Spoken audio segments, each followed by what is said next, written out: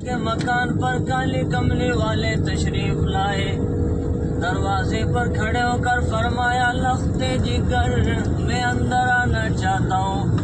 اندر سے آواز آئی ابا آپ اندر تشریف لانے سے پہلے اپنی چادر اندر پھینک دے۔ سمجھ گئے تنگی ہے، چادر پھینک دی۔ جناب فاطمہ الزہرا رضی اللہ تعالیٰ عنہ نماز پڑھتی پڑھتی گر پڑی مصلی پہ۔ پوچھا لخت جگر کیا ہوا، نور نظر کیا ہوا، یہ بات کیا بنی؟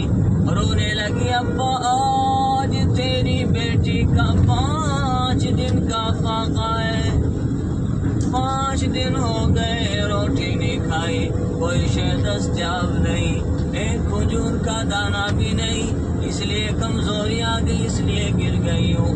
سرکار نے فرمایا لخت جگر مصلی اٹھا۔ فاطمہ الزہرا نے مصلی اٹھایا، دیکھا نیچے سونے کا ڈھیر لگا ہوا ہے۔ بیٹی جتنا سونا چاہو اٹھا لو، لیکن قیامت میں اس کا جواب دینا پڑے گا۔ خدا کی قسم پیغمبر کی لخت جگر نے سونے پہ تھوک کر مصلی ڈال دیا۔ میں اس سونے کا کیا کروں گی جس کا جواب خدا کے یہاں دینا پڑے؟